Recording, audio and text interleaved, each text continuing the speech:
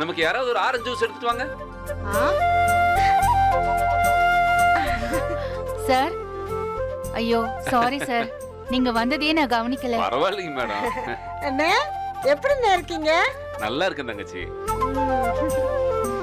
இருங்கண்ணே நான் போய் ஜூஸ் எடுத்துட்டு வரேன். அதெல்லாம் வேணாங்கண்ணே, நீ வேற. நானு சும்மா அவங்க கவனத்தை திசை திருப்பலாம் தான் ஜூஸ் கேட்டேன். நீங்க வாய் விட்டு கேட்டுட்டீங்கல்ல. ஐயோ செல்வி, போ செல்வி, ஜூஸ் எடுத்துட்டு வா. சரிக்கா. ஏனுங்க? ஐயோ என்ன சார் நீங்க, நாங்க தான் நீங்க வந்ததே கவனிக்கல. இல்ல இல்ல, ஒரு சஸ்பென்ஸா இருக்கட்டும் தான்.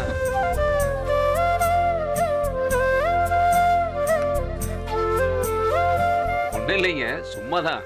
பக்கத்துல வேலைங்க. சரி, வந்த இடத்துல உங்களையும் ஒரு எட்டு பாத்துட்டு போயிடலாமே. என்னன்னு இப்பெல்லாம் அடிக்கடி இந்த பக்கம் வர்றீங்க போல? நான் இப்போ அடிக்கடி தான் வர்றேன். இனிமேல் நான் தினமும் வருவேன். நீங்க வாங்க சார், எப்ப வேணாலும் நீங்க வரலாம். இது உங்க ரெஸ்டாரண்ட். தினமும் வருவனுங்க. ஆனா இந்த ரெஸ்டாரண்ட்டுக்கு இல்லைங்க, பக்கத்து கிடைக்குங்க. என்ன சார் சொல்றீங்க? எனக்கு புரியலையே. ஆமாங்க, பக்கத்து கடையை நானே வாடகைக்கு எடுத்துலான்னு முடிவு பண்ணிட்டேங்க. ஆமா தங்கச்சி. கங்க்ராச்சுலேஷன்ஸ். நன்றிங்க. ஏனு என்னாச்சுங்க? என்ன சார், எங்களுக்கு போட்டியா? பக்கத்துல ரெஸ்டாரண்ட் ஏதாவது ஓபன் பண்ண போறீங்களா என்ன? ஐயோ, என்னங்க மேடம் இப்படி கேட்டு போட்டீங்க? ஐயோ ஏனுங்க, இந்த ரெஸ்டாரண்ட் பிசினஸ் அதுக்கு இதெல்லாம் சுத்தமா நமக்கு வராதுங்க. அதுலயும் உங்களுக்கு போட்டியா?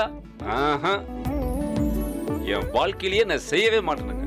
அதானே ஏக்கா, எத்தனை தடவை அண்ணன் உன்னை பார்க்க வந்திருக்கு. அப்பெல்லாம் உனக்கு எப்பயும் பக்கபலமா கூடயே இருப்பேன்னு தானே சொல்லிருக்கு.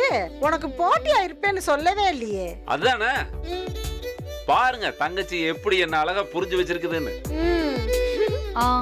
அப்போ என்ன ஆரம்பிக்க போறீங்க நீங்க? அது வந்துங்க என்னன்னா, நீங்க இது வரைக்கும் உங்க ரெஸ்டாரண்ட்ல வியாபாரம் பண்ணாத, இனியும் வியாபாரம் பண்ணணும்னு உங்க வாழ்க்கையில யோசிக்கவே யோசிக்காத பொருளெல்லாம் வச்சு ஒரு கஃபே ஆரம்பிக்கலாம்னு இருக்கிறேனுங்க.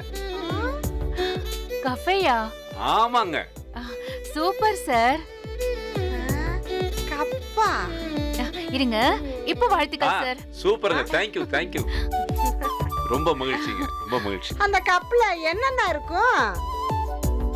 ஐயோ, அது கப் இல்ல தங்கச்சி, கஃபே.